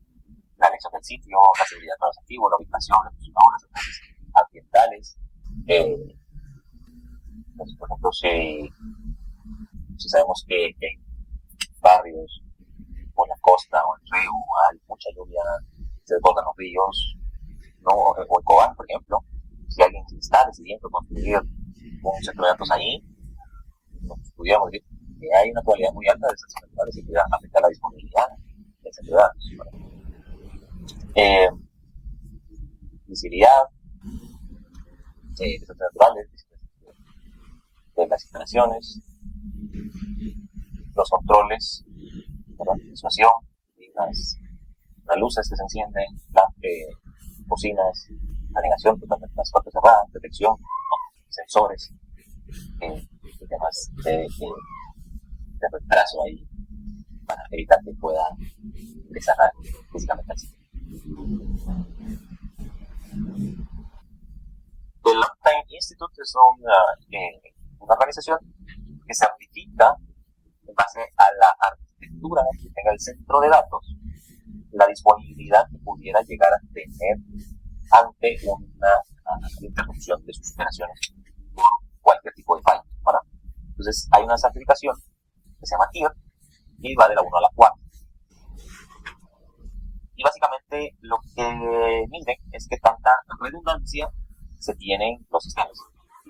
Entonces, por ejemplo, el TIER 4 es altamente tolerante a fallos, es decir, es un centro de datos que tiene redundancia geográfica. Pues, por ejemplo, hay una empresa aquí en Guate que tiene un centro de datos en China y otro en Guate. Entonces, tiene redundancia geográfica de centros de datos. Nosotros, con motivo, tenemos uno en Fraicanes y otro en Carretera El Salvador. Centros de datos. ¿Cuántos somos nodos de telecomunicaciones? Los centros de datos son en cloud privado. En cada uno de esos centros de datos se tiene dos acometidas eléctricas, uno por Unión Fenosa y otro por empresa eléctrica. Entonces, si algo pasa en la red de la EXA, se tiene la de Unión Fenosa, y otra se tiene un motor de energía eléctrica, de diésel. También redundancia de aire acondicionado, redundancia de puertos de telecomunicaciones, redundancia de las fibras, o sea, lo que está totalmente todo redundado tiene la categoría de 4. Y básicamente tiene una disponibilidad o un uptime de 99,995. Esto representa un par de minutos en el día, perdón, para minutos al año que este centro pudiera llegar a caerse. O pudiera estar no operable. ¿Perdón? Aquí en Guatemala sí no hay de ese tipo de estructuras, de ese tipo de data centers. Bien, es esta empresa, nosotros como digo tenemos Tier 3. Ahora, esta empresa tiene Tier 4. Pregunta, ¿quién es el que certifica esas infraestructuras? Esta entidad.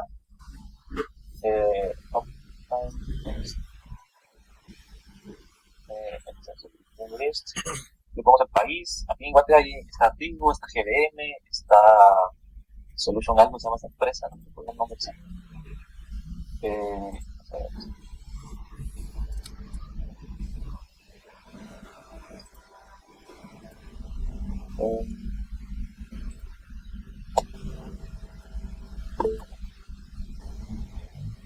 Aquí está.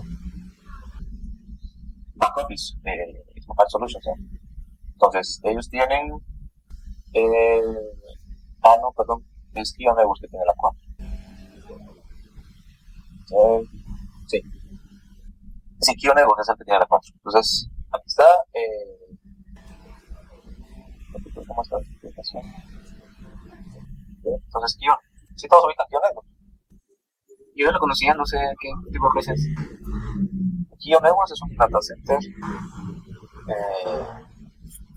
Es un data center. Está aquí en el naranjo. Ahí está.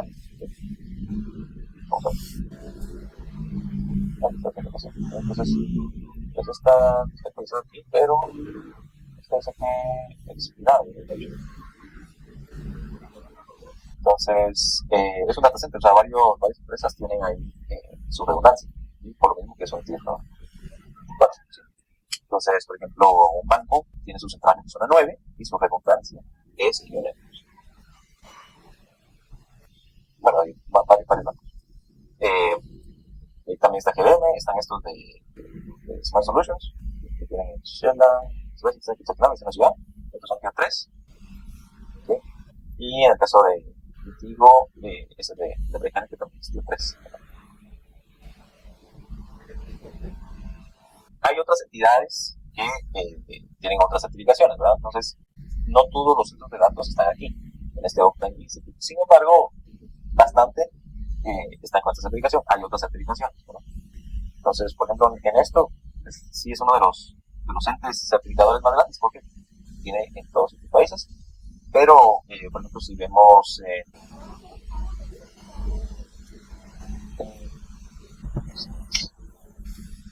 entonces, por ejemplo, vemos en Estados Unidos, pues están todos certificados, pero no están todos, ¿no? Hay muchos más centros de Estados Unidos que están aquí, pero ellos optan por otro tipo de instituto que los certifique. Entonces, en el caso de los data centers, pues esos son los que la clasificación va dada en base al tiempo que tienen capacidad para estar operando. Entonces, por ejemplo, el Tier 1, para hacer temas de mantenimiento en todo el tema de potencia, no tiene doble acometida. Entonces, se hace el mantenimiento, se apagan los equipos, dejan de funcionar, se hace el mantenimiento y se vuelve a conectar todo. Entonces, como no tiene esa redundancia eléctrica, pues tiene una categoría de sí tiene redundancia de fibras, de telecomunicaciones, de aire acondicionado, pero como no tiene eléctrica, pues entonces, para cualquier mantenimiento le toca apagar, ¿no? O por ejemplo que no tenga doble router o core switch, y que para hacer un mantenimiento, una actualización del firmware, tenga que apagarlo, o requiera un reinicio y no puede desviar todo el tráfico hacia otro, pues también se pudiera catalogar por acá.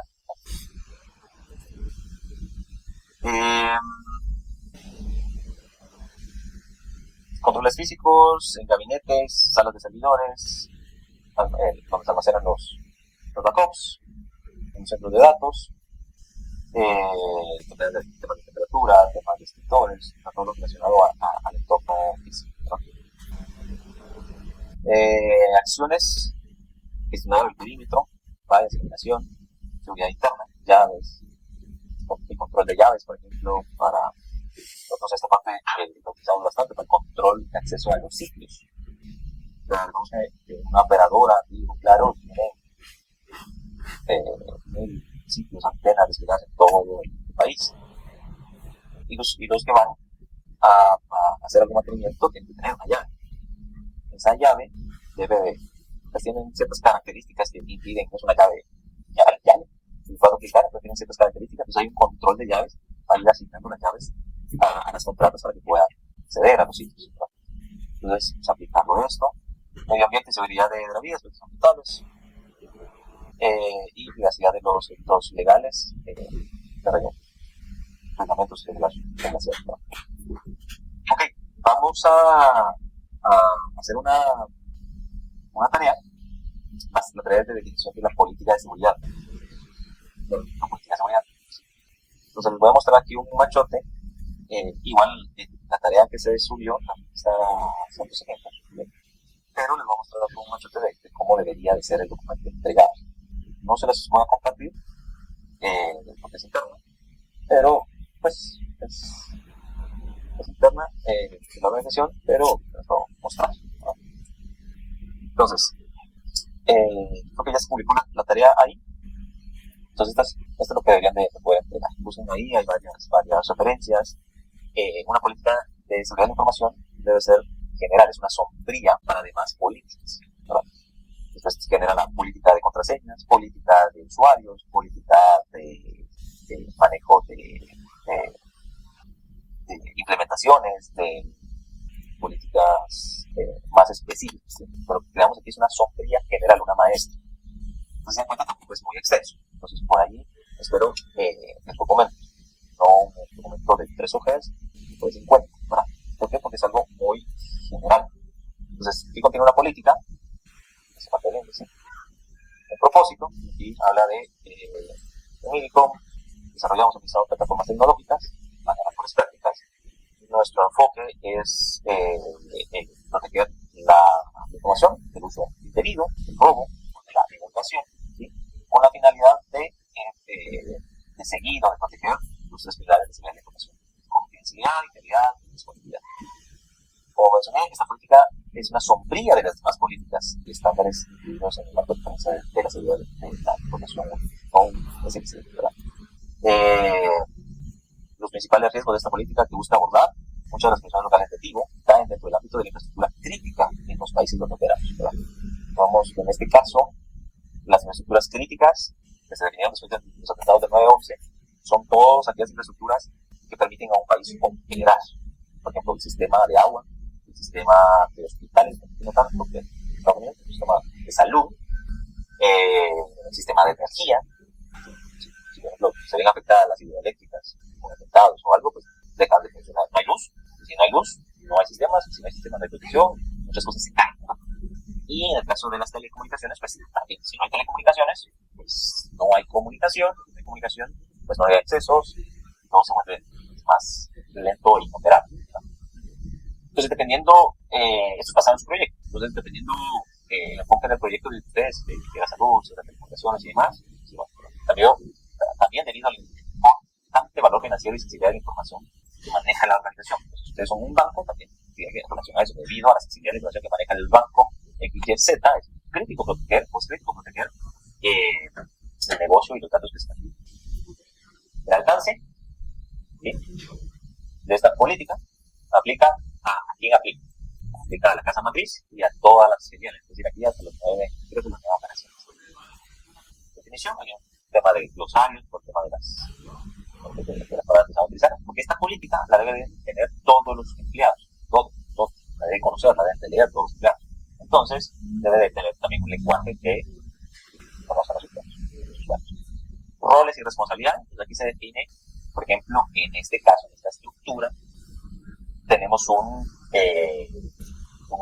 Security Information Officer, un ISO, pero global, ¿sí? Okay.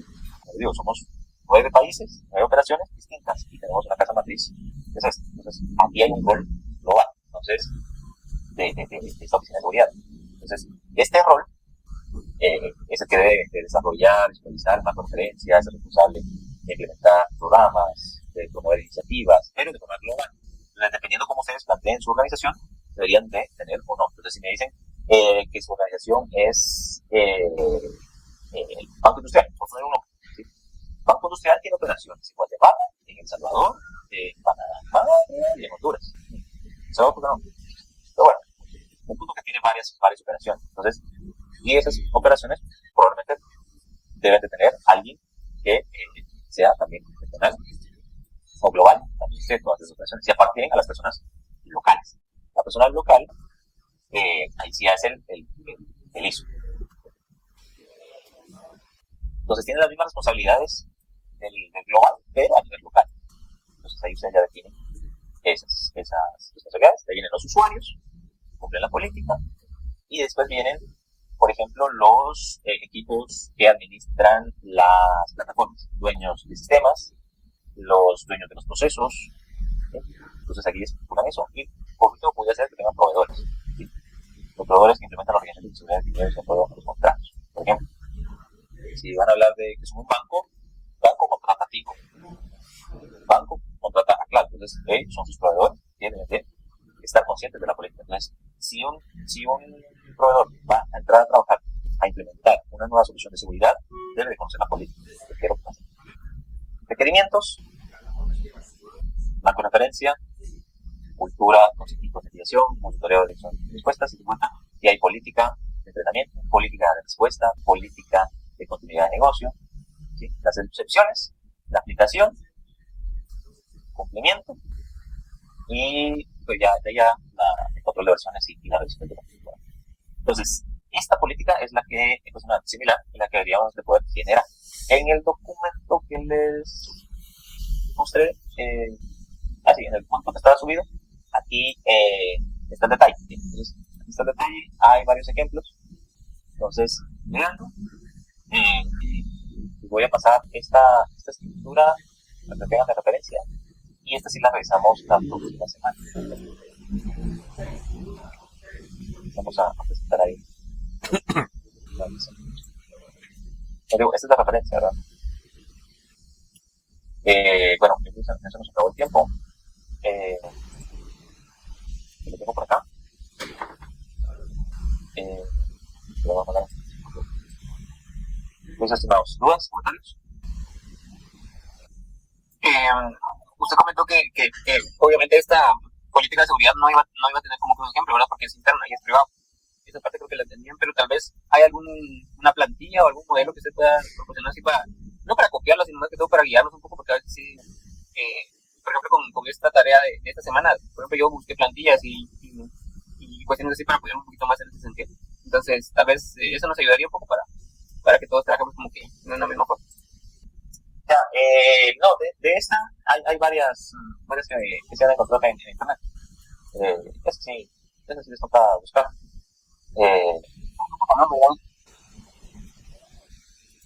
¿Cómo? ¿Es por grupo, ¿verdad? Sí, ese es por grupo. ¿Verdad?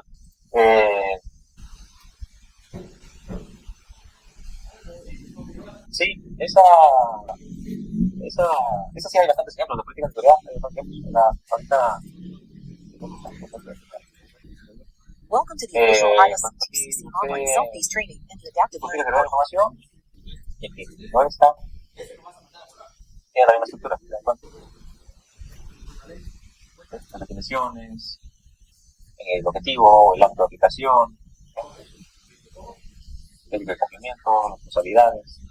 Entonces, hay varios formatos de equipos que lo tienen público. Por ejemplo, está de Bogotá. Sí hay, también está el Rosario, se dan cuenta, roles y responsabilidades. Entonces, de estas en cualquier formato. Les voy a mandar el índice de lo que tiene la que les mostré, para que también lo tengan que ver, ¿no? Pero si aquí les toca buscar. Bueno, estimados, esta sí, revísenla y la presentamos la próxima semana para ver la estructura que tiene cada uno, y va a ser distinta por la entidad, ¿verdad? Por el tipo de entidad que es, que escogieron. Tiene que ser similares, pero ok. ¿Qué pasa? Feliz fin de semana. Entonces, sí, nos vemos el próximo. Chao. Buen día.